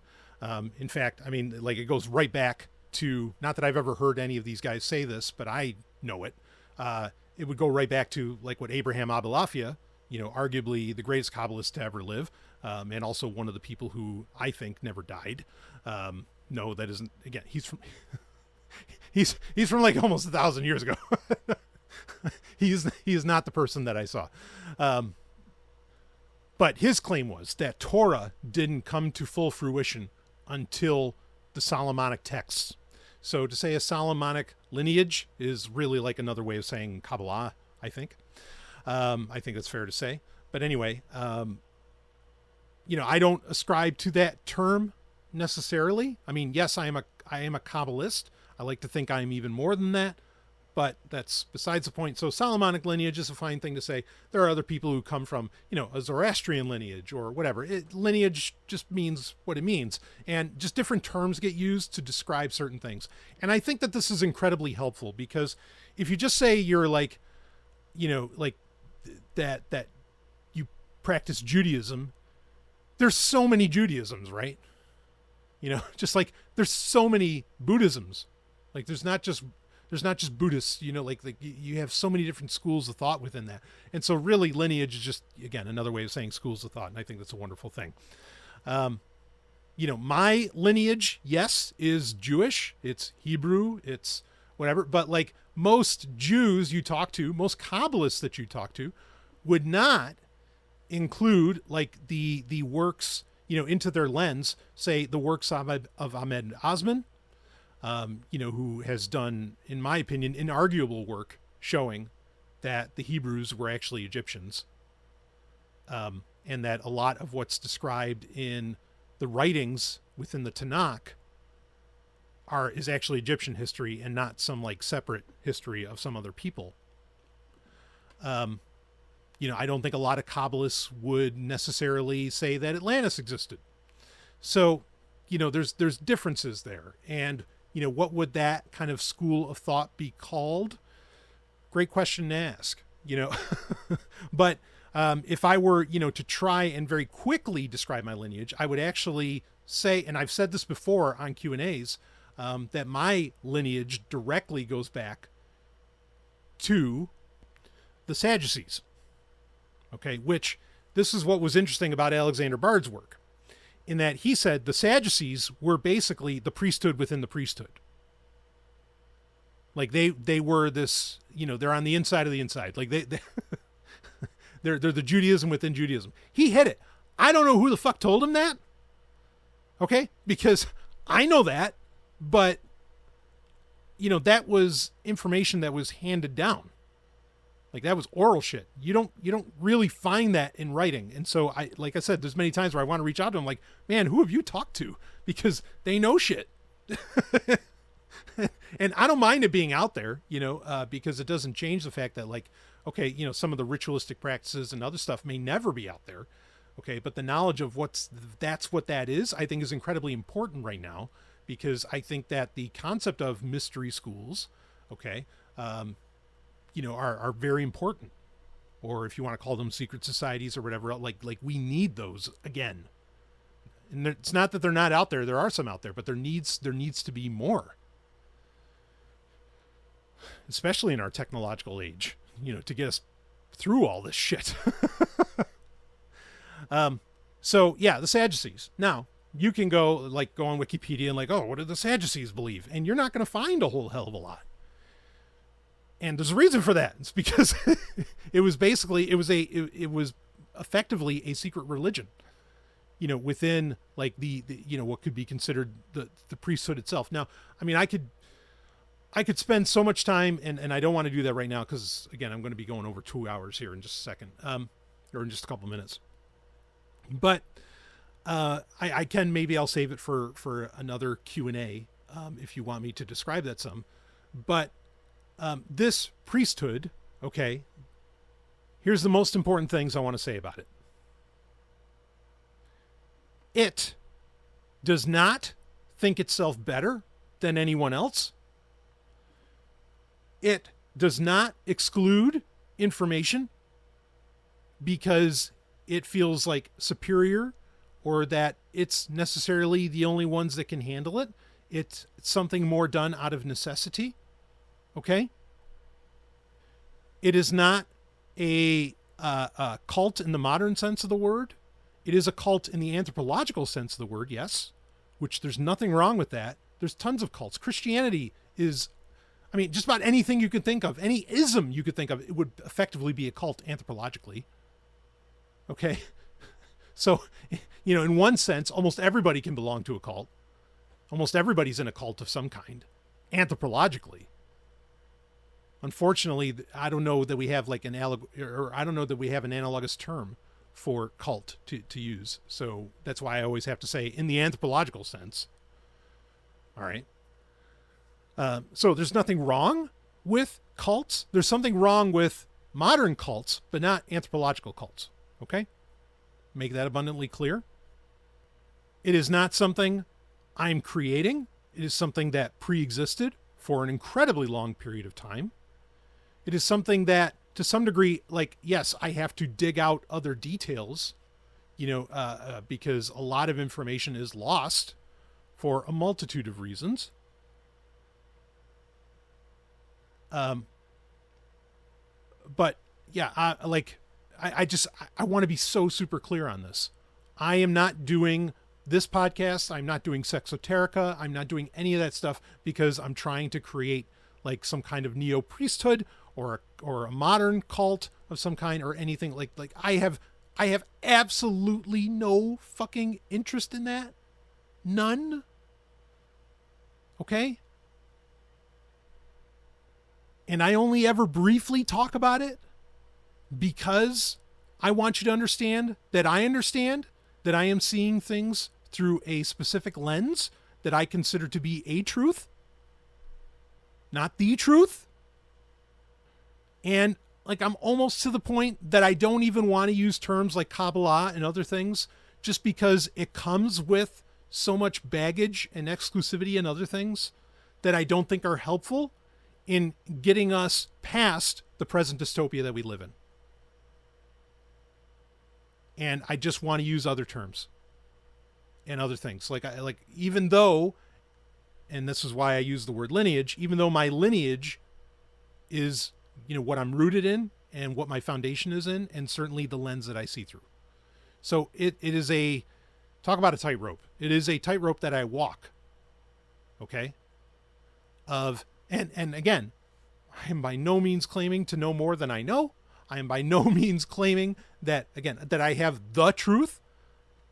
I like to think that I have a truth, a part of it, but not the. Fuck no. And there is no God, and there's no divine entity that's going to tell me to do shit that I don't want to do. Okay? To be, wow. Like, I don't know how I can be any more clearer on this. Because, something that, especially when I listen to a lot of these other, shall we say, mystical podcasts and read books by some of these people or whatever, and like the thing that always throws up my red alert, man, is when they start saying, oh, and I had this divine inspiration. It's like, wait, what the fuck does that mean? And you've got to give me a little bit more than that if you want me to think that, you should put your son on the altar and pick up the knife. Like, no way.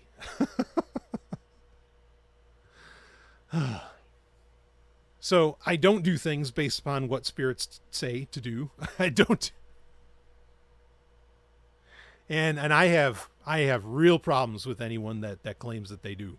Like, I am very concerned about that, because that's when you can just fucking make up anything. And that is why I'm always trepidatious around this stuff. It's why I've barely ever talked about it, because I know how this shit sounds, okay, to people of relative intelligence who I don't want to turn off, and who I do want to have as friends, and, you know, and as acquaintances, and, you know, people that I want to connect with and whatever. Yeah, like, fuck, man. I mean, really, like, you use your terms, I'll use mine. Are we talking about the same thing? Is it one mountain, many paths up that mountain? Yep. Great. And the best thing that you've got going for you is that you know that I don't ever want to hurt anybody. Like, if there's one thing that I've kept like so central, and have only been able to enhance and improve upon over the years, is that no, this is a this guy right here, Brian SOVRYN, like, the use of lethal force, never. Not interested. Unethical, in his opinion. Through his lens. And that includes the lens of that priesthood.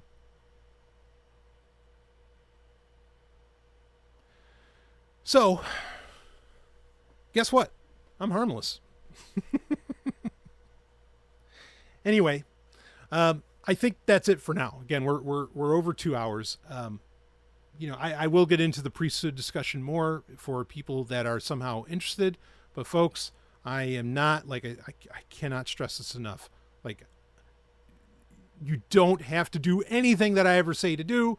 I am not saying that I live the best way, that I'm superior, that a blah, blah, blah. Like, just fucking no. Okay?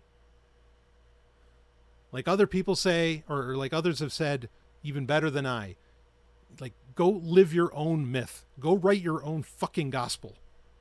Okay? That's what I respect. I respect individuals of individuals.